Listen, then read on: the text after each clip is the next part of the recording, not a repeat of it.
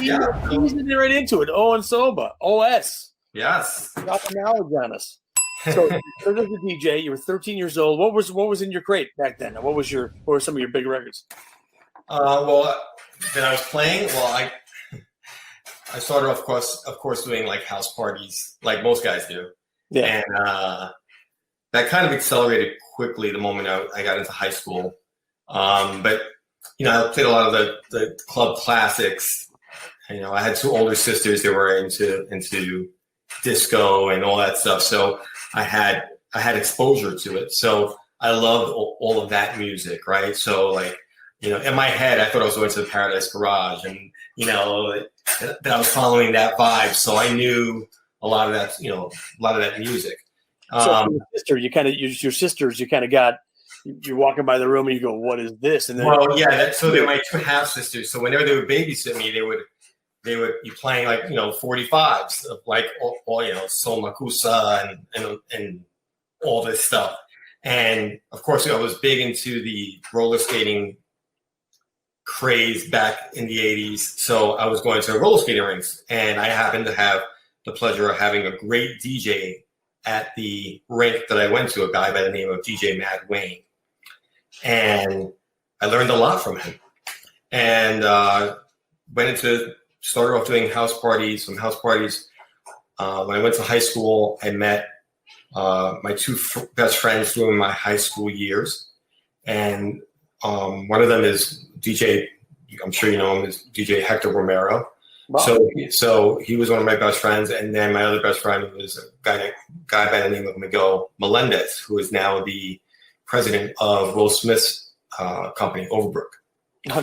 So we all grew up, and then from there, they introduced me to people who started doing bigger events.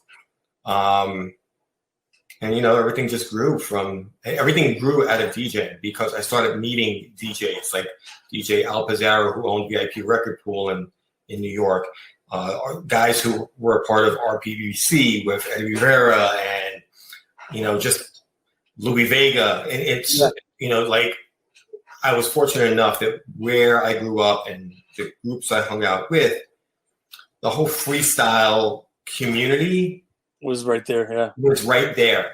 And for a very long time, I would say it was a very small knit group, and we sort of all grew up with each other.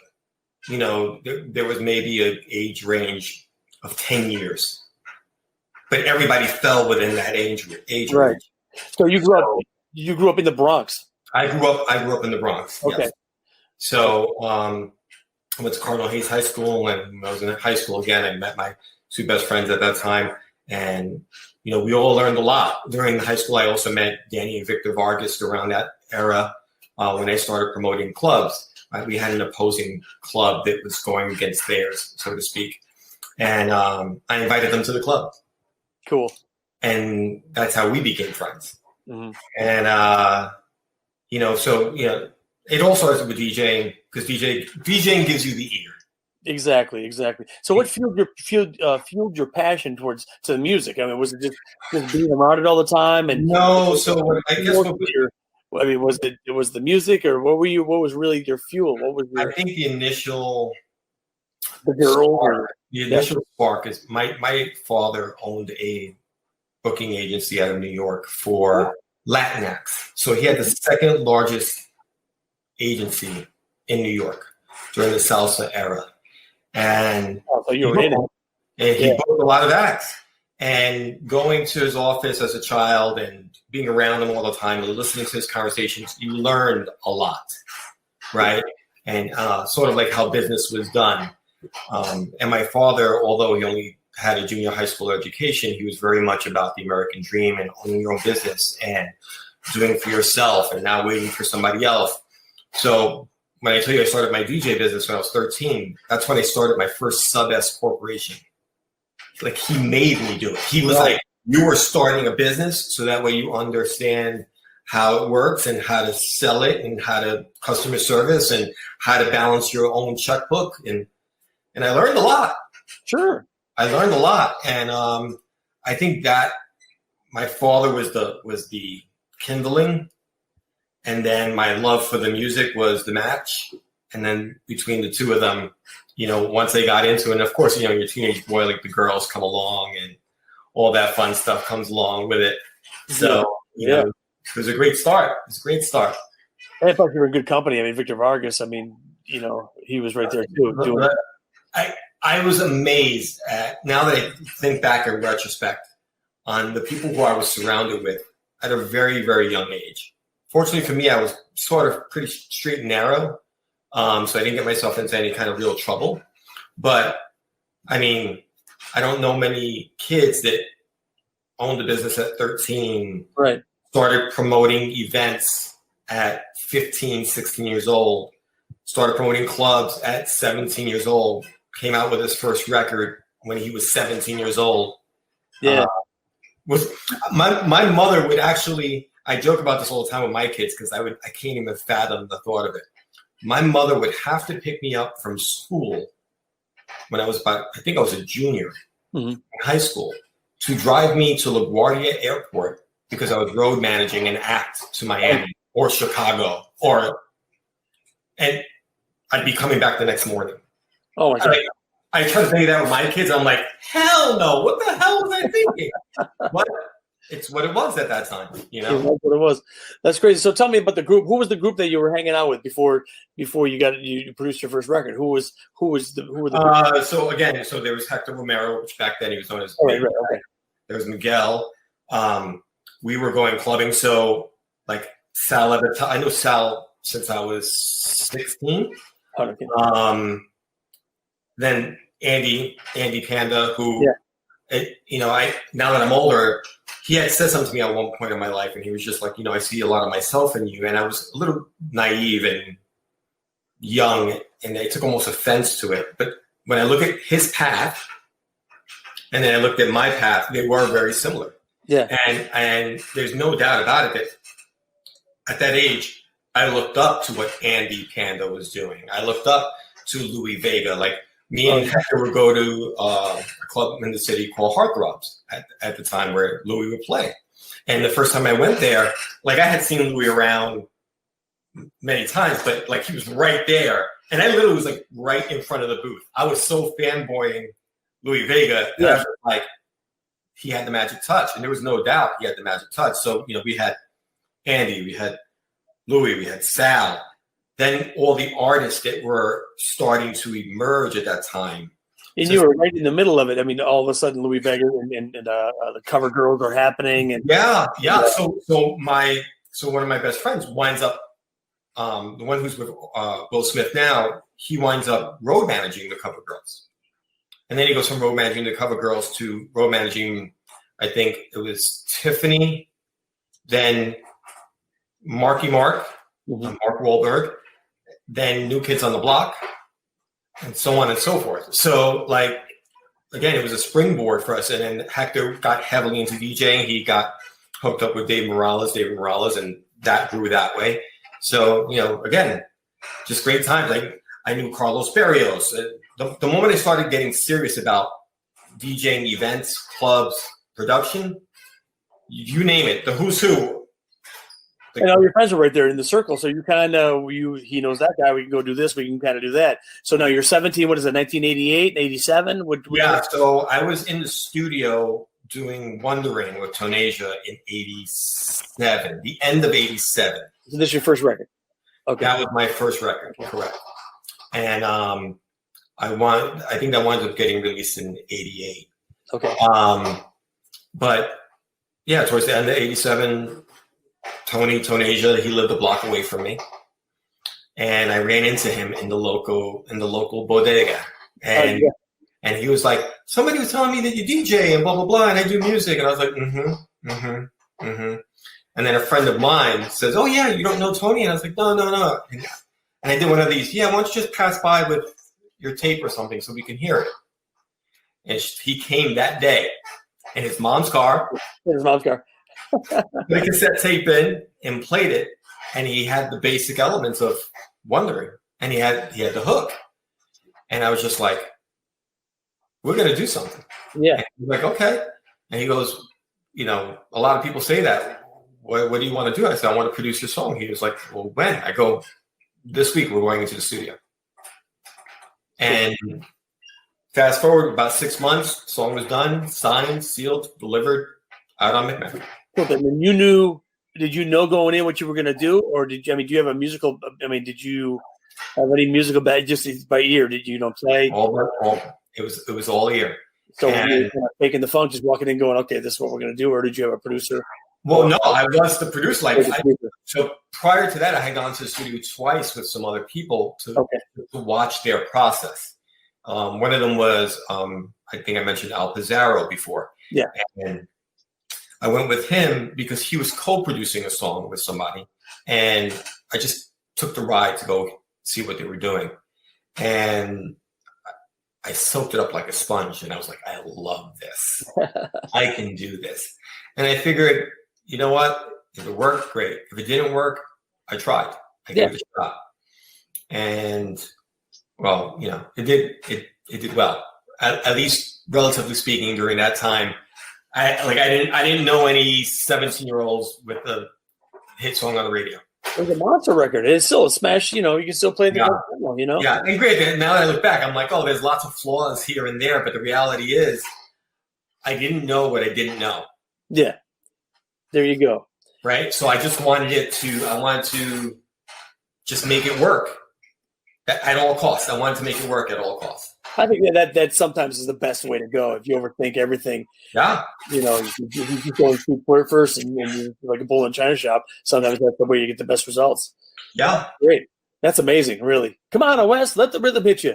Yeah. So then it was almost like a domino effect, right? Yeah. So the song happens, and I was fortunate where the song happened initially in New York and Chicago initially, and it did what it was going to do. I think my first royalty statement was like 80,000 12-inch singles were sold. Wow. Because obviously, there was no streaming, none of that stuff. They weren't even making tapes at that point in Micmac. But so it comes out, and I'm like, wow, this is great. At this time, I meet Danny and Victor Vargas. I get to know them well. I come over, I go over their house, and they're working on a 4-track or 8-track machine in their bedroom. Mm-hmm. And they're working on basically the basic elements to try jazz, to, Esa Loca. and I was like, this is amazing. So, but they didn't want to do anything with it. They were scared to shop it, show it. So that day I actually took the tape out of their recorder, and I went to Micmac the next morning. Oh, no kidding. And I let Marvin Slachter, the owner of Micmac, hear it. And he was like, is this yours? And I go, no. He goes, how do I buy it? There you go. And I was like, well, you got to speak to them. He goes, he made $1 offer. He goes, call them now. Let them know I will buy it right now. Yeah. I understand the way that record came about, too. There was something they were doing in the clubs over and over, and people were losing their mind. Yeah, that was like their anthem in their club. Yeah. Esa Loca. Yeah. And it was huge. So when I called them up, I was like, I got something that's going to make you a little mad, and I got something to make you a little happy. So I was really tight with Victor. Yeah. And he was like, well, what is it? And I said, I took the tape of Triaz. I don't even know if that's what they were calling it at that point. But I was like, I took the tape and I played it at Micmac. And he was like, yeah. And I was like, and the good news is they want to buy it. And he goes, what do you mean they want to buy it? He goes, they want to sign it like right now. And he was like, what do you mean like right now? I go, like literally right now. Yeah. They want it. And I said, do you want to speak to them? And he was like, yeah. And within, I think, 2 weeks, that deal was wrapped up. And that took its own, went on its own way. I wound up helping put together the act, and I managed the act for like the first year and a half. That's awesome. What a great story. Even so, you were behind the scenes and making that happen. That was great. Yeah, it was great. And the funny part is, I called them up. I called Marvin to find out from him, did Danny and Victor come through with the project? As I'm calling Marvin, I'm playing another song in the background that I'm working on? And he's like, yeah, blah, blah, blah. It's all squared away. Thank you. And he goes, what, by the way, what's that in the background? And I was like, oh, it's just something I'm toying around with. He goes, well, let me hear it. So I let him hear it. And it was the basics of Crying Over You. No kidding. He also bought that over the phone. Over the phone without even hearing. Wow. Over the phone. So I was like, oh, okay. You know, like, okay. Again, you don't know what you don't know. And it wasn't even done, right? Huh? And it wasn't even finished. You were just something you were working on. No, it was literally in its infancy. It didn't have its vocals on it. Nothing. It just had like the basic elements. Oh no. And he was just like, no, I'll take it. He goes, I don't want you to shop it. I'll take it. And I was like, well, I haven't decided what I'm going to do with it or what the price is going to be. He goes, make the price reasonable, and I'm going to take it. That's crazy. So now you want somebody to sing it. So now I was in a panic to get somebody to sing it. Yeah. And so I reached out to a gentleman by the name of George Vascones, who at the time represented Judy Torres, Cynthia, a whole bunch of the Micmac acts, or soon to be Micmac acts. Right. And let me pause for a second. Can you sing? Do you know how to sing? I mean, are you a singer? I can carry a tune, but I'm not a singer. Yeah, a singer. Okay, so that's off the table. Okay. Yeah, well, like I wouldn't disrespect guys and girls who actually sing. I would not disrespect them by saying this. But you know, so I got George, and George was like, I'm going to send you a few people, and he sent me, I think, like 3 people, and one of those people was Jeff Martinez, who's Suave. Yeah, and Jeff was not. I don't know if he was technically the best singer at the time, but he was the best person by far. Mm-hmm. Like personality-wise, he was super charming and just had that good feeling when you met him. And I was just like, I want that. Yeah. As opposed to the guy who's technically a better singer, I need an entertainer. And somebody you can deal with too, really, you know. Yeah. And at a young age, like, you know, at that point I'm already starting to feel myself, and a lot of people are starting to feel themselves. So I don't want any drama. Right. I just want to just do what I want to do. And he came through and, you know, came through in spades. So while all this is happening, coming back to Tonasia, Miami never heard of the song, never caught fire. I don't know why. Crying Over You comes out, does whatever it's going to do. Right? It hits all the major dance markets. It starts to come down. And Miami gets wind of Wondering a year and a half later. No kidding. And it explodes. So, you know, I was very fortunate. Absolutely. I felt very blessed. I was working with a few artists at the time to figure out what might be some options, different labels. What was the girl's name? Shia? She did a song called I Want You. Yeah. Shauna. Shauna, that's it. Yeah. So I got reached out to by her people, and I was in the process of working on a track for her, but the label owner was not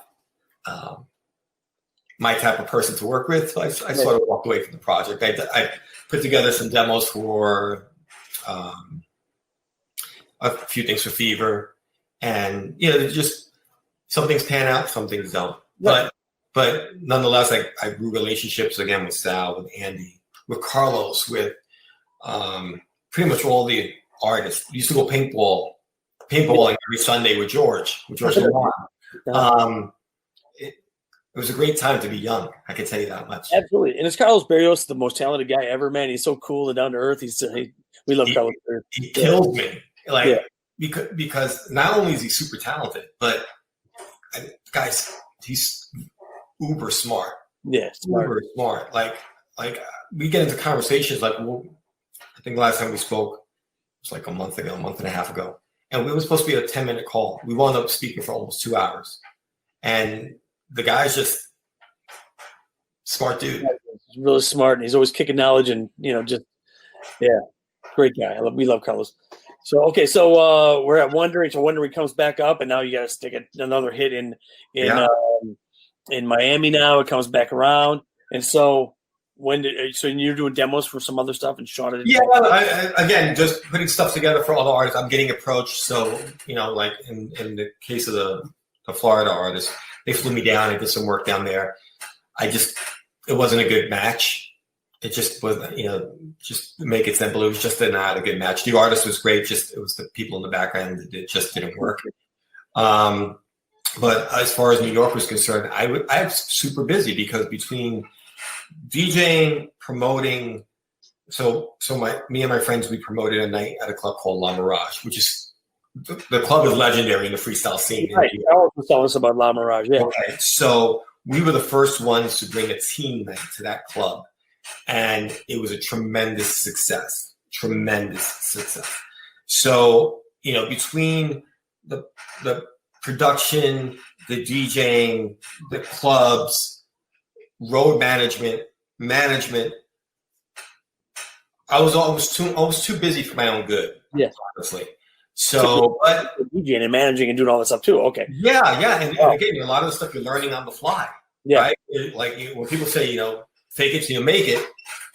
I was there. I was there. But ultimately, it worked out normally for the better in the long run.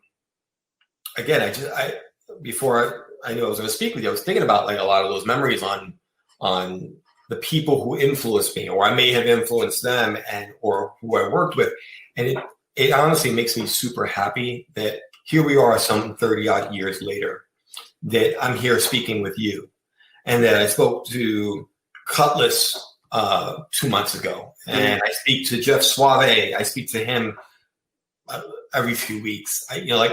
And I don't live in New York any longer. I live in Arizona. So the fact that I still keep in touch with these people, even after all of these years, and we still have so much in common.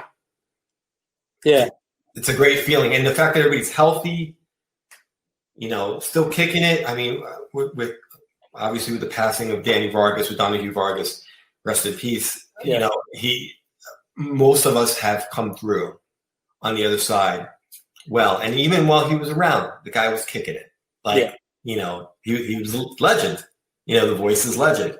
So, I thank my lucky stars every morning. Yeah.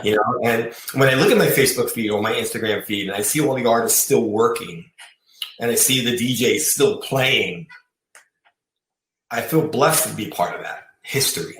You're exactly right, man. You've the legacy that you've left for everybody else, crying over you, so and wondering, so monsters. I mean, and just to get back on the path, when did you do the follow up? If you really want me to, if you want me. So at one point, Suave, well, because of the way that the singles landed in Miami, we basically, a lot of the artists and managers had our own set of friends in other markets, right? So we would show up at the airport and our friends would pick us up in Miami. And so we weren't worried about driving or anything like that. So on one trip to Miami, Jeff and I were sitting in first class and we got wasted. Got super drunk. Well, first class, what you got to do.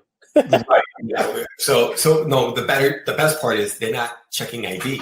Oh, okay. There you go. So we're getting wasted. And we decide that we need to do a follow-up, but we need to do it now. There needs to be, the urgency was the flight. And I said, okay, so we're going to do this from when we take off to when we land. We got to have a song. Right. And we came up with what the storyline should be. And then we worked on the song right then and there. And we got the song written out, the melody done, the hook was put together. There was just like the raps or stuff like that, the odds and ends weren't done. But in basically 2.5 hours, it was a wrap. And I think within 60 to 90 days from there, we were done. Like it was done. It was like a little bit of a whirlwind, but it worked out. And I know Jeff was happy with his. I mean, Jeff, here he is. He's 30 years in. So I mean, 30 years in, he's still performing these songs every weekend. Yeah. Even in COVID, he's still doing shows. So that makes me super happy. I think probably one of the proudest moments I've had with that song is I went to Radio City a few years ago when Suave first performed the song at Radio City. I went to the big freestyle event at Radio City Music Hall, and the place was sold out. So it's got I think it has a capacity of 5,200 people, sold out to the brim. And to have Crying Over You come on and have literally everyone sing the song makes your hair stand up. Yeah. Talk about it. What a lot of people don't know about the song is its basic elements were based off a poem that was written by my ex-girlfriend to me. So she wrote me this really long poem because, of course, you're doing teenage love and breaking hearts, and so her, the beginning of her poem was, as I sat by my window just thinking of you, wow. And that was the jump off, and so to hear the song and everybody singing it and not really them knowing that it's about me, right. It's the weirdest thing, but it's a really crazy feeling. It's a crazy feeling. Again, blessed, right time, right place, right people. That's awesome. Yeah. It really is amazing how things just it all kind of just works, like you said. Yeah. I mean, look, because of the music, I met you. I think I met you at about 89 in person. Probably. Yeah, was it the Winter Music Conference? I think it was. Oh yes, yeah. There you go. I know we hung out a little bit here in Chicago too. Yeah. So, I have friends. Most of my friends are from that era, and they're amazing people, even to this day. The fact that there are some people still producing and pushing out music, like I always looked up to Andy, and I looked up to Sal. I looked up to Tony Moran from the Latin Rascals and Alvin Rivera, and to see Tony crushing it still as a DJ and a producer, and most down to earth dudes that you ever want to meet. He's so cool, Tony Moran. Yeah, it's insane. Albert too, very approachable. Very cool. Yeah, absolutely. Like I met Frankie Cutlass the same era. I was recording an artist named Vienna, who at the time was my girlfriend for Cutting. And I was in I was actually, she was doing backgrounds for me on a Tonasia song. Okay. On Tears of Tears. So she was doing backgrounds, another girl, Demarise, was doing backgrounds, and Cutlass walks into the studio. And I hadn't met him before, but we didn't get to talk. But we got to hang out for a few hours that day. And he was, he was chilling in the studio. Friends from that day. That's it. From that day. It's crazy that you just mentioned Vienna too, because I was going to ask you. I didn't know that she. When I fall in love. That's from Tears of Tears. That's Vienna. Okay. Yeah. Questions I had on my list of things to ask for. All right. Yeah. That's amazing. That was Vienna from Cutting. Kick the ballistic. Yeah. And I see it all comes together in my brain. I'm doing a little roadmap. That's one of my favorite records. Those beats are hitting hard too, man. Yeah. Well, again, when it came to beats, some of my tracks, the beats were just way different than what was happening. But I got to tell you, it's impossible not to be influenced by the Carlos Berrioses or Elvin Molina. Yeah. A lot of people don't give Elvin enough credit, but if they knew how many hit songs Elvin produced, ridiculous. Yeah. So I would highly recommend it if you're going to interview somebody, get Elvin. Oh, I got my list. Yeah, Elvin for sure. Great guy. Awesome. Cool. Do you want to talk about Don't Look Back? Can we talk about that? Yeah, sure. So favorite Strawberry records. And I'll take just my story real quick. One of my first times in New York mixing, and I think this is where I met you. Carlos Berrios was doing the After Dark party, and I was up in the DJ booth and I played it. And you came up to me and you said, "Hey man, this is the first time I've ever heard it in a club. Yeah, nobody plays it here." I go, "Are you kidding me? It's one of my favorite records of all time. It's still a monster for me when we play out for freestyle parties." That's awesome. That's great to hear. I was, when the song came out, I was happy with it wasn't happy about the timing of it because the song had been ready for a long time and just kept getting pushed back and pushed back and pushed back on release. So I felt like it missed its moment for me. But a lot of people still know the song. At the end of the day, yeah, the one who had to be happy because he was in front of the stage was Jeff with Suave, and it did okay sales wise. Nothing compared to Crying Over You, though. Sure, yeah, and I'm sure that with that record, it might have been, it's still crazy. I mean, if the timing is right, then it becomes a giant radio record. But the thing about radio records is they fly up the chart, they fly off the chart. Sometimes slow and right. How what's the saying go? Sometimes slow and steady wins the race. And I think this is one of those records that kind of flew under the radar and just been it's got more longevity. It seems like it's more of a classic underground club. Okay. Yeah, like if you know, you know. Yeah, if you know exactly right. But I'm with you on that too. What a great! I totally believe that song out of the gate.